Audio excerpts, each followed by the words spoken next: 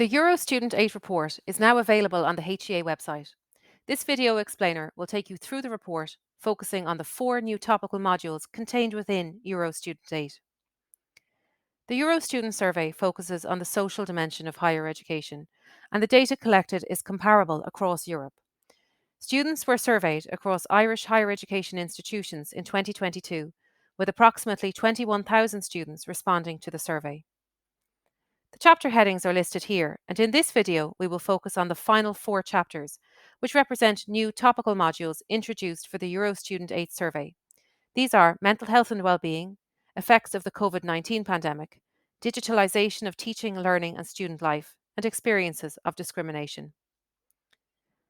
Students were asked about their mental health and well-being, including how happy they are, their knowledge, use and assessment of institutional services related to well-being, and the extent to which they have felt isolated from others. Students were asked, taking all things together, how happy would you say you are? 15% said they were extremely happy, 41% said they were happy, 29% said they were neither happy nor unhappy, 11% said they were unhappy, and 3% said they were extremely unhappy. Students were asked about their knowledge, use and assessment of institutional services. 68% knew of study-related counselling services, 75% knew of mental health counselling services, 56% knew of financial counselling services, and 39% knew of housing counselling services. Then 8% had used study-related counselling, 13% had used mental health counselling, 6% had used financial counselling, and 2% had used housing counselling. Students were also asked to assess those services on a scale from very helpful to not helpful at all, and the results are shown in the bar chart. Students were asked about how often they felt isolated from fellow students, their family or partner, their friends, and others in general. Overall, students were more likely to say that they felt isolated from fellow students and least isolated from family or partner. Students were asked about the impact of the COVID-19 pandemic on a range of issues. Some of the areas where COVID-19 had the most negative impacts were on motivation, contact with students, and mental health.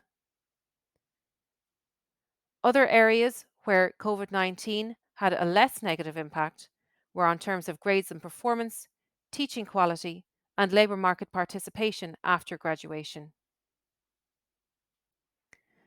Students were asked about the extent to which they are taught online and how they access digital and physical resources.